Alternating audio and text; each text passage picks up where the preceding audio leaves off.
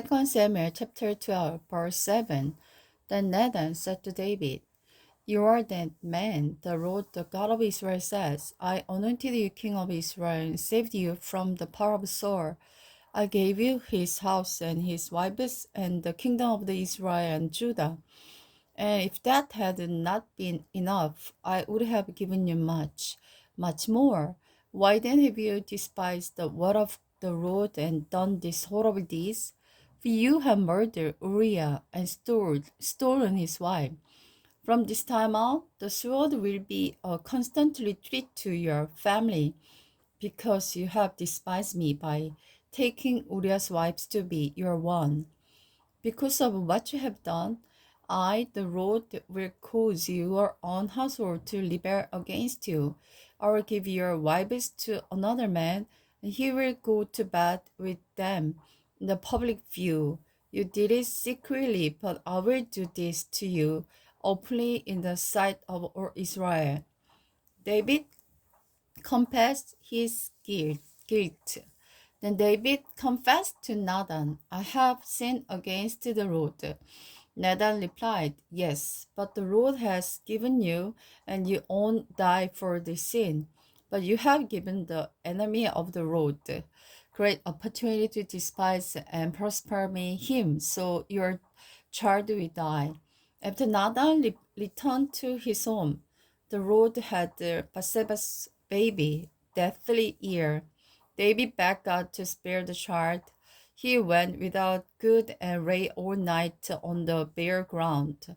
The leader of the nation pleaded with him to get up and eat with them, but he refused. Then on the seventh day, the baby died. David's advisor was afraid to tell him. He was so broken up about the baby being sick. They said, What will he do to himself when we will tell the child is dead? But when David saw them, whispered, he realized what had happened. Is the baby dead? He asked. Yes, they replied. Then David got up from the ground, washed himself, put on lotion, and changed his clothes.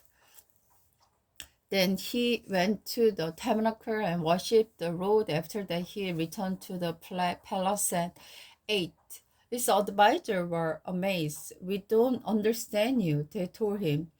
While the baby was still living, you wept and refused to eat. But now the baby is dead. You have stopped your mourning and are eating again.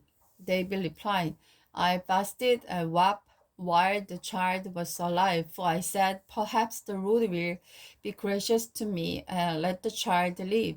But why should I fast when he is dead? Can I bring him back again? I will go to him one day, but he cannot return to me.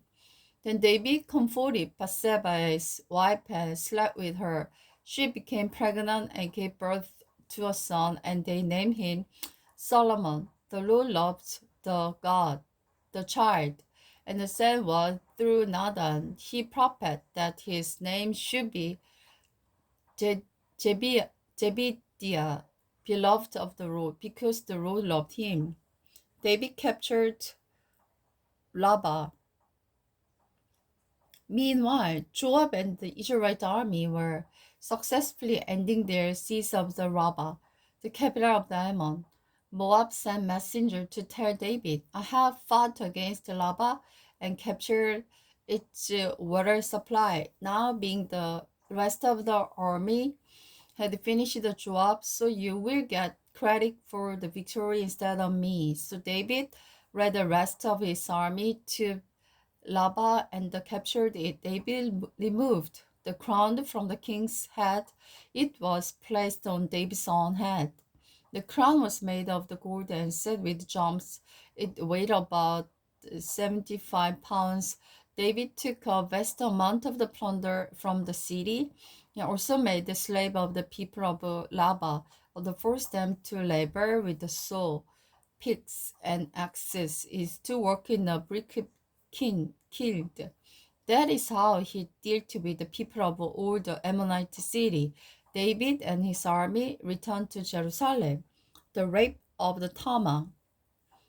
David's son Absalom had a beautiful sister named Tamar, and Amnon, her half brother, fell desperately in love with her. Amnon became so obsessed with Tamar that he became ill. She was a virgin.